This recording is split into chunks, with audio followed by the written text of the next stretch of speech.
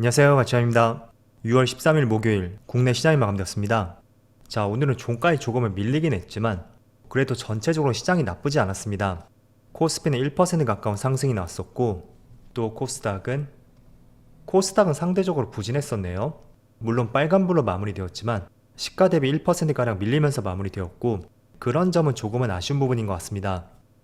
그리고 코스피 상위 종목들을 보면 자, 오늘은 반도체 관련주가 굉장히 좋은 흐름이 나왔어요. 삼성전자와 하이닉스가 빨간불이 들어왔고 또 반도체를 제외하면 오늘 코스피도 마찬가지로 그렇게 좋은 흐름은 아니었던 것 같습니다. 또 코스닥도 결과적으로 보합이었지만 전체적으로 상위 종목들을 보면 파란불이 들어온 종목들이 더 많은 것 같죠. 그리고 코스피의 수급을 살펴보겠습니다. 자, 오늘은 선물 옵션 동시 만기일이었습니다. 그런데 오전장부터 오후장까지 외국인의 지속적인 매수가 들어왔었고 결과적으로 1조 5천억에 굉장히 많은 순매수가 들어왔습니다. 조금 전에 코스피 상위 종목들을 보셨잖아요. 반도체를 제외하고 그렇게 흐름이 좋지 않았던 것을 본다면 아마도 외국인들의 수급이 오늘은 반도체로 향했을 가능성이 높다고 판단이 되고 또 코스닥도 마찬가지로 외국인의 많은 순매수가 들어왔습니다. 자, 그리고 삼성전자 오늘 외국인이 9,400억의 순매수가 들어왔어요. 거의 1조 원가량의 매수가 들어왔고 코스피 전체 수급의 60%가 삼성전자로 향했고 최근 한 달 동안의 수급도 보세요. 이 정도면 거의 압도적인 순매수였던 것 같습니다. 그리고 하이닉스도 마찬가지로 외국인의 많은 순매수가 들어왔고 조금 전 삼성전자하고 이 종목을 합치게 된다면 1조 3천억의 순매수가 들어왔어요. 그럼 전체 1.5조 원 중에서 거의 85% 정도 외국인 전체 수급의 약 85%가 오늘은 이 두 종목으로 향했던 것 같습니다. 그리고 오늘 상위 종목 내에서도 좋은 흐름이 나왔었던 LG에너지솔루션 이 종목은 유일하게 기관 쪽에서 매수세가 들어왔었네요. 자, 그럼 주체별 매매 동향에 대해서 살펴보도록 하겠습니다. 6월 13일 외국인이 가장 많이 매수한 종목은 삼성전자, SK하이닉스, 하나에어로스페이스, 기아, 현대차 이렇게 순서대로 매수했고 거의 반도체를 압도적으로 매수했다고 보시면 될 것 같아요. 그리고 기관은 한미반도체, 코스모신소재, LNF, 포스코 인터내셔널, LG에너지솔루션 이렇게 순서대로 매수를 했습니다. 자, 이어서 해외 증시를 보겠습니다. 어제는 미국 증시에서 완전히 반도체의 날이었죠. 그게 국내 시장도 그대로 연결이 되고 있고 지금 나스닥을 보시는 것처럼 1.5%의 급등과 함께 또 한 번의 역사적 신고가를 경신했습니다. 그리고 S&P500도 0.8%의 상승과 함께 마찬가지로 신고가를 경신했습니다. 그리고 다우지수는 사실 나스닥이라든지 S&P500에 비해서 약간은 성격이 다르다고 볼 수 있잖아요. 그래서 기술주의 강세가 나올 때 지금처럼 상대적으로 부진할 수가 있다. 그 점은 늘 생각해 보시고요. 또 어제 반도체는 2.9%의 큰 상승과 함께 마찬가지로 역사적 신고가를 다시 한번 경신했습니다. 그리고 아시아 증시, 니케이는 어제하고 비슷하고 대만은 1%의 상승이 나오고 있습니다. 그리고 중국 증시는 약간의 부진한 흐름이 나오고 있고요. 자, 일단 어제 밤부터 오늘 새벽까지는 굉장히 중요한 이슈가 두 가지가 있었습니다. 첫 번째로 어제 밤에 9시 반에 미국의 소비자 물가지수가 발표가 되었고 예상을 했던 것은 3.4%였습니다. 그런데 3.3%가 나오면서 올해 들어 처음으로 예상치를 하회하는 값이 나왔어요.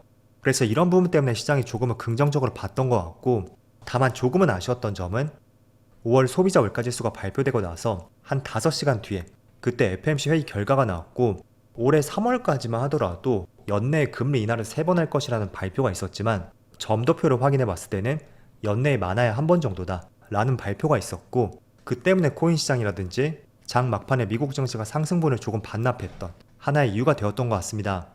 자, 어쨌든 두 가지 이슈가 있잖아요. 점도표를 통해서 올해 금리 인하를 한 번 할 것이다. 약간은 좋지 않은 내용이라고 할 수가 있습니다.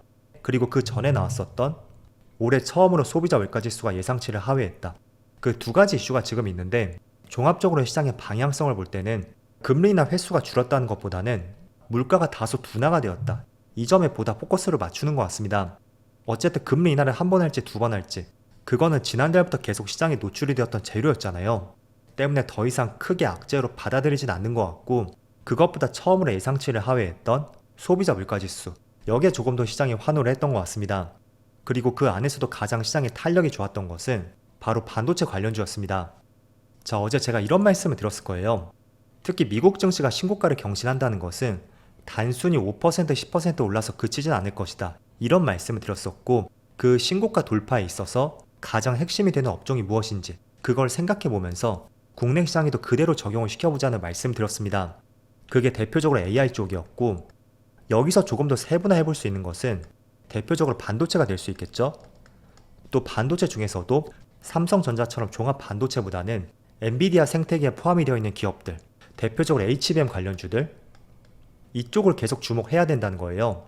그래서 여기에는 하이닉스라든지 이수페타시스, 그리고 한미반도체 이런 기업들이 있고, 지금 여기 3개의 기업 중에 2개의 기업은 또 신고가를 경신했습니다. 그래서 이런 흐름들이 저는 계속 이어질 가능성이 있고, 물론 삼성전자도 여기서 소외가 된 것은 아닙니다. 단지 엔비디아로 공급이 지연되는 것뿐이지 결국은 3분기라든지 하반기쯤에 공급 가능성에 대한 기대감이 또 높아질 것이고, 실제로 공급된다는 이슈만 나온다면 분명히 SK 하이닉스 쪽에서 지금 이 종목으로 외국인의 수급이 꽤나 이탈할 가능성이 있습니다. 그래서 저한테 아직도 이 종목에 대해서 긍정적으로 보냐고 물어보시는 분들이 계시는데, 저는 여전히 긍정적이라고 말씀드리겠고, 제가 연초에 이런 말을 들었을 거예요. 반도체는 최소한 연말까지는 가져가 보자, 그런 말씀을 드렸었고, 제가 그렇게 말씀을 드린 것은 어쨌든 2025년까지는 저는 시장이 굉장히 좋을 것으로 전망이 되거든요. 하지만 업황 사이클이라는 것은 업황이 가장 좋을 때, 그때 주가가 정점을 보이지는 않습니다. 조금은 선제적으로 주가의 정점이 나올 수가 있으니까 그런 관점에서 최소한 연말까지 보자는 것이고요. 또 제가 최소한이라는 단어를 사용했던 만큼 내년 상반기까지도 볼 수 있다는 의견이 될 수도 있을 겁니다. 그래서 그거는 그때 돼서 시장을 한번 확인해 보시고요. 어쨌든 이 종목은 일봉보다는 항상 주봉을 보면서, 주봉을 보면서 이 추세가 깨지지 않는다면 여전히 저는 우상향 중이라고 말씀드리겠고, 또 추세에서 반등이 나올 때는 직전 고점을 반드시 돌파하는 것이 1차적인 흐름이라고 다시 한번 말씀드리겠습니다. 그래서 지금 미국 증시가 계속 신고가를 경신하고 있고, 또 지금 이것도 보여드릴게요. 최근에 애플이 이틀 동안 급등이 나왔잖아요. 그래서 시가총액이 3위에서 2위로 점프를 했는데, 이 3개 기업들의 시가총액을 보세요. 이게 3조 달러거든요. 3조 2,800달러, 3조 2,700달러. 이렇게 지금 마이크로소프트하고 애플, 엔비디아, 시총이 거의 비슷한 것을 알 수가 있습니다. 자, 그런데 공통된 키워드가 뭘까요? 바로 AI 쪽이죠. 마이크로소프트는 AI 쪽에서 가장 선두주자이고, 또 엔비디아는 이 AI 반도체 쪽, 그리고 애플은 AI 쪽에서 조금은 뒤처졌지만 최근 이틀 동안에 10% 급등이 나왔습니다. 그 급등의 배경 중에 하나는 차세대 스마트폰에 이 AI를 접목시키겠다, 이런 내용으로 시가총액이 점프를 했거든요. 그래서 공통적인 키워드는 AI라고 할 수가 있고, 여기서 가장 핵심이 되는 것은 바로 반도체가 될 수가 있습니다. 그래서 지금 미국 증시가 신고가를 경신하고 있고, 그 업종의 선두주자, 또 공통된 키워드는 무엇인지 그걸 접목시켜서 국내 시장에게도 적용을 반드시 시켜봐야 된다는 것입니다. 괜히 주가가 많이 빠졌다고 2차원지를 투자한다든지, 또 이상한 업종들 있죠. 그런 업종들은 장기적으로 계좌에 수익이 나진 않을 거예요. 물론 2차원지는 제가 하반기쯤에는 관심을 가져보자고 말씀드렸지만, 그게 관심을 갖자는 취지이지 본격적으로 투자하자, 그것과는 조금은 차이가 있잖아요. 그래서 괜히 엄한 종목들을 투자한다면 또 소외감만 느낄 수도 있고, 주식에 대한 흥미도 빠르게 잃을 수가 있습니다. 그래서 오늘 내용 꼭 한번 정리해 보시고요. 여러분들의 투자에 꼭 적용시켜 보자고 말씀을 드리겠습니다. 자, 그리고 최근에 2차원지 쪽에서 반짝 반등이 나왔잖아요. 자, 그런데 이번 주에 유럽에서 중국산 전기차 관세에 대해서 그 상한선이 결정될 예정입니다. 그래서 업황이 돌아선 시점이 아닌 만큼 오히려 이런 팩트 발표에 따른 단기적인 차익 매물이 또 나올 가능성도 있거든요. 그래서 업황이 돌아선 시점은 아닌 만큼 2차원지는 너무 낙관적으로 보는 것은 아직까지는 이룰 수 있다고 말씀을 드리겠습니다. 자, 그리고 지금 하이닉스가 22만 5천원을 가리키고 있고, 정말 한 달에 한 번씩 신고가를 경신하고 있습니다. 그리고 지금 엔비디아 생태계가 굉장히 탄탄한 만큼 주가가 쉽게 꺾일 것이라고는 보이진 않고 있어요.